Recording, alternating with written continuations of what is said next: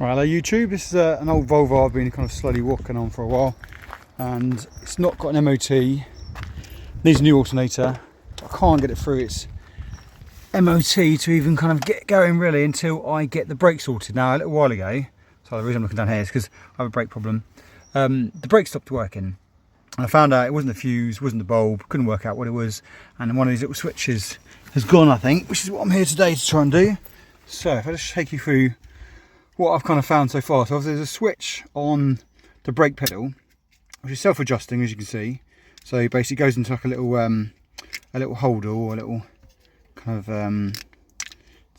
hinge plate, template type thing, that holds it in place. And I'll get this right, I think when it's off, the brake light is on, and when you apply the brake, it basically turns it off. It's kind of negative, opposite to what you'd imagine. So basically, brake light on, brake light off, brake light on, brake light off.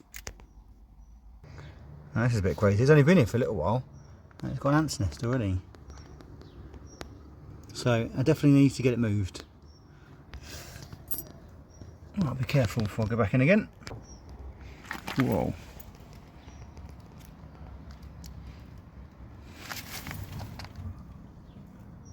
Back to the video. So this is the part I removed, and it does seem to be, nothing seems to be worn on it, but apparently they're quite renowned for going after quite a few miles, so there's nothing ready to take apart. So it's got a new one. So this is £10. Had no model number. It's not a Volvo one, but it is literally identical. So you've got four pins. Doesn't feel quite the same grade in plastic, but it literally is identical. So hopefully that'll be it. Now you can see they self-adjust, which you'll see when it's back on its hinge in a second.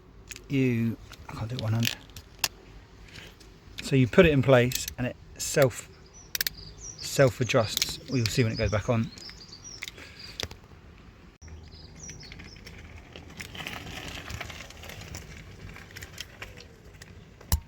See that? So it kind of self-adjusts when it goes back in. So we're going to plug it in. Hopefully that should work. Right, so here's the connector that goes into the switch. It goes into this kind of connector plate just there, and it will self-adjust, which you'll see in a second. And essentially, when you press the brake, the switch comes off and the lights go on, and when you put the brake off again, it depresses and turns them off. So pushing the brake on, light goes on, depress, like that. So brake on, brake off, brake on, brake off, like that. That's how it works. So just need to plug this in, and hopefully that should be it. That's the old one. Well, there's only one way for it to go in. See those little divots at the bottom? So obviously you haven't got them at the top, so it can't go in that way. It has to go in this way. So there's only one way that switch will go in. So you can't really get that wrong. Now, but you can see here, it's quite hard with one hand.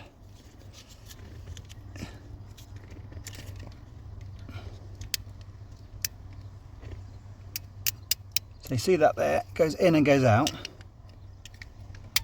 Like that. It's very hard one hand, but it self-adjusts essentially to accommodate your car. Once it's in, it only goes in one way, and you can see how it self-adapts to the pedal. And hopefully that should be it. That's it.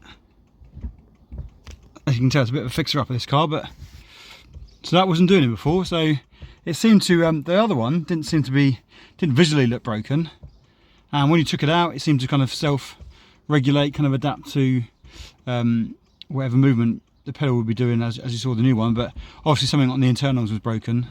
That's quite an easy fix. That was £10, as long as it kind of looks the same. Didn't have a model number. Took about a week to arrive, so that is all fixed. So that might be ready for MOT now. I've got to do the alternator, so I'm either going to fix that first, or get the MOT done first and then fix an alternator. But I thought that'd be more complicated, but not too bad. Happy with that.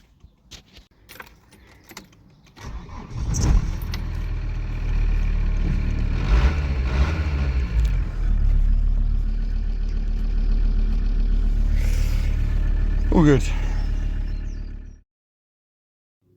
So thanks for watching, everyone. I like to do these videos because I was looking everywhere to see any kind of instruction video on how to do this, and I couldn't find anything at all. So I managed to work it out. I was a little bit stumped at first when I saw that it wasn't the fuse or the bulb, but a pretty easy fix once I got the switch. Frugo was where I got the switch from, about £10 from China. It is an exact replica. It's not a Volvo part, but it is exact. So £10 solved that problem. Not too hard to do. So I was quite happy with that. The next part of this build or kind of refurbishment is going to be the alternator. Hopefully maybe just the bushes come out, but it might be a complete change. And then when that's done, it's ready for MOT. And then that'll be it for now. So see you for the next video.